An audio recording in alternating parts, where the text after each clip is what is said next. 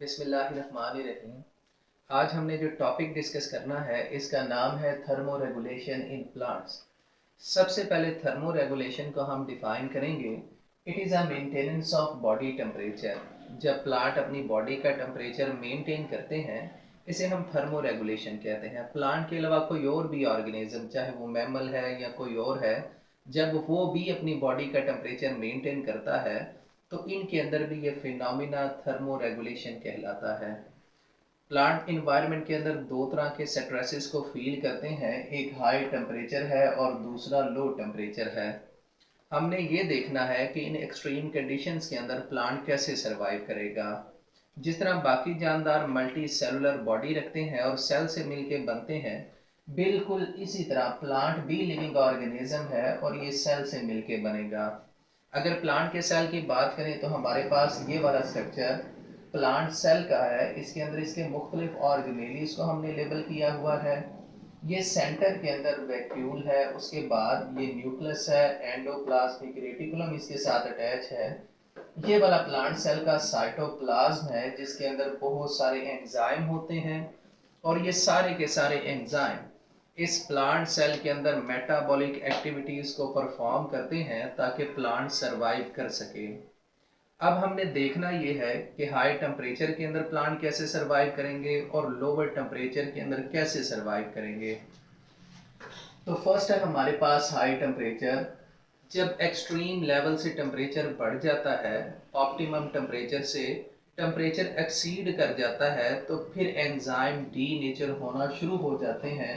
अगर enzyme D nature हो जाए तो फिर इनका मेटाबॉलिज्म भी डैमेज होता है, यानी इनके अंदर मेटाबॉलिक एक्टिविटी सही तरीके से परफॉर्म नहीं होती और प्लांट सरवाइव नहीं करता। उसके बाद नेक्स्ट प्लांट को डिहाइड्रेशन का सामना करना पड़ता है। जैसे जैसे टेम्परेचर बढ़ता जाता है वैसे वैसे ट्रांसपरेशनल लॉस ऑफ वाटर भी बढ़ता जाता है और प्लांट को डिहाइड्रेशन का सामना करना पड़ता है क्योंकि ट्रांसपायरेशन का रेट ज़्यादा होता है और सॉइल से वाटर की एब्जॉर्प्शन कम होती है, तो इस वजह से प्लांट डिहाइड्रेट कर जाता है और ये सरवाइव नहीं करता। अब इस एक्सट्रीम कंडीशन से बचने के लिए प्लांट के अंदर कुछ अडॉप्टेशंस होती हैं, वो हमने डिस्कस करनी है। सबसे पहली अडॉप्टेशन है production of heat shock protein. Plant अपने अंदर हीट शॉक प्रोटीन पैदा करेगा जिसके अंदर इतनी कैपेसिटी होती है कि वो अप्रॉक्सीमेटली 40 डिग्री सेंटीग्रेड टेम्परेचर को बेयर करने की सलाहियत रखती है। ये एंजाइम के इर्द गिर्द एक मेम्ब्रेन बना लेगी, इसे घेर लेगी, इसके इर्द गिर्द कवरिंग बना देगी जिससे एंजाइम हाई टेम्परेचर के अंदर डी नेचर नहीं होते और प्लांट के अंदर मेटाबॉलिज्म चलता रहता है और प्लांट सरवाइव कर जाता है।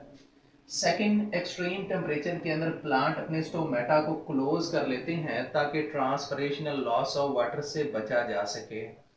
अब एक्सट्रीम टेम्परेचर के अंदर एक तो ये वाटर को कंजर्व करते हैं, महफूज करते हैं, स्टोमेटा के जरिए वाटर लॉस नहीं होने देते, लेकिन ये ट्रांसपायरेशन के बगैर सरवाइव भी नहीं कर सकते क्योंकि ट्रांसपायरेशन इन्हें कूलिंग इफेक्ट देती है। तो ये दो तरीकों से, एक लेंटिस सेल के जरिए और दूसरा क्यूटिकल के जरिए ट्रांसपायरेशन करवाते रहते हैं जिससे इन्हें कूलिंग इफेक्ट मिलता है और ट्रांसपरेशनल लॉस ऑफ वाटर भी कम होता है। तो इन अडॉप्टेशन के जरिए ये हाई टेम्परेचर के अंदर सरवाइव करते हैं। उसके बाद नेक्स्ट हमने डिस्कस करना है लोअर टेम्परेचर के अंदर ये कैसे सरवाइव करेंगे। जैसे जैसे टेम्परेचर कम होता जाएगा वैसे वैसे मेम्ब्रेन क्रिस्टलाइज फॉर्म के अंदर आती जाएगी। अगर मेम्ब्रेन क्रिस्टल सॉलिड की फॉर्म में आ गई है, ये रिजिड हो गई है, तो इसकी फ्लूइडिटी, इसकी फ्लूइड लाइक नेचर कम हो जाएगी और इससे एक्सचेंज ऑफ मटेरियल नहीं होगा। अगर प्लांट का सेल एक्सचेंज ऑफ मटेरियल नहीं करेगा तो ये सरवाइव नहीं कर सकेगा और प्लांट को इस इन्वायरमेंट के अंदर सरवाइव करने के लिए अडॉप्टेशन की ज़रूरत पड़ेगी। उसके बाद दूसरा, अगर साइटोप्लाज्म के अंदर क्रिस्टल फॉर्मेशन हो जाती है प्रोटोप्लाज्म के अंदर, तो ये प्लाज्मा मेम्ब्रेन को परफोरेट कर देगा और साइटोप्लाज्म बिखर जाएगा, फिर भी प्लांट सेल सरवाइव नहीं करेगा। तो ये क्या करते हैं, अपने अंदर अडॉप्टेशंस करते हैं। वो अडॉप्टेशंस हमने डिस्कस करनी है, लेकिन उससे पहले हमने यहाँ पर इस प्लांट के सेल को दोबारा डिस्कस करना है। ये सारा हमारे पास प्लांट का सेल है। इसके सेंटर के अंदर यहाँ पर न्यूक्लियस, उसके बाद इसके बिल्कुल सेंटर मरकज के अंदर है हमारे पास वैक्यूल, वैक्यूल के साथ न्यूक्लियस, फिर एंडोप्लाज्मिक रेटिकुलम, और यहाँ पर ये जो रेड टाइप की आपको नीडल नजर आ रही है साइटोप्लाज्म के अंदर, प्लाज्मा मेम्ब्रेन के अंदर, ये क्रिस्टल्स हैं। ये क्रिस्टल इस प्लाज्मा मेम्ब्रेन को परफोरेट कर देंगे और प्लांट सरवाइव नहीं करेगा। अब कौन कौन सी अडॉप्टेशन है जो इस लो टेम्परेचर के अंदर प्लांट को सरवाइव करवाती हैं? सबसे पहला, production of unsaturated fatty acid. Plant unsaturated fatty acid पैदा करेगा जिससे इसकी मेम्ब्रेन की फ्लूइड लाइक नेचर मेंटेन रहेगी और एक्सचेंज ऑफ मटेरियल होता रहेगा और प्लांट सरवाइव कर जाएगा। उसके बाद सेकेंड अडॉप्टेशन है change the solute concentration in the protoplasm और साइटोप्लाज्म।